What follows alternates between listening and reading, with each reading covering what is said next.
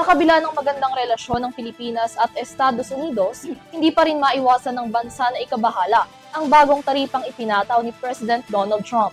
Ang Pilipinas kasi apektado ng 20% na tariff adjustment na ipinataw ng Estados Unidos sa mga Pinoy imports kasabay ng iba pang mga bansa.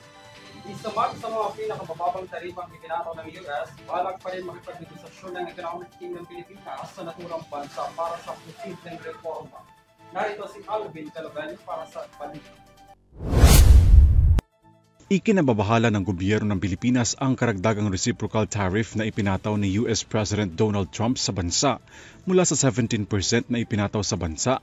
Sa pagbabalik nito sa White House ngayong Hulyo, itinaas ng Trump administration ang taripa sa 20%. Sabi ng economic managers ng administrasyon ni Pangulong Ferdinand Marcos Jr., nagpapatuloy raw ang pakikipagnegosasyon ng pamahalaan sa Estados Unidos upang magkaroon ng bilateral comprehensive economic agreement, kabilang din ang posibleng free trade agreement. We remain committed to continuing negotiations with the United States in good faith to pursue a bilateral comprehensive economic agreement or, if possible, an FTA.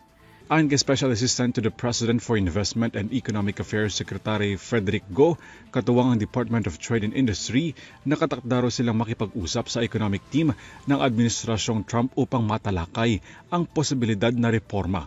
Layo nito na magkaroon ng investment-friendly business environment, makapagtatag ng maraming kalakalan at makapaglikha ng mas maraming oportunidad ng pagnanegosyo sa bansa.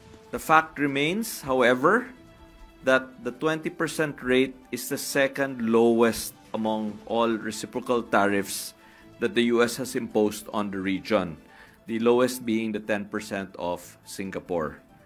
Sa isang pahayag, sinabi naman ng DTI na ang Pilipinas ang ikalawa sa may pinakamababang tarif sa mga bansa sa Southeast Asia. Nauunawaan din daw ng pamahalaan ang trade imbalances ng US at sa hangarin na mapalakas ang kanilang domestic manufacturing.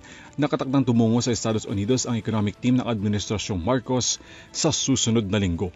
Para sa EuroTV News, Alvin Palobello sumasaludo sa bawat Pilipino.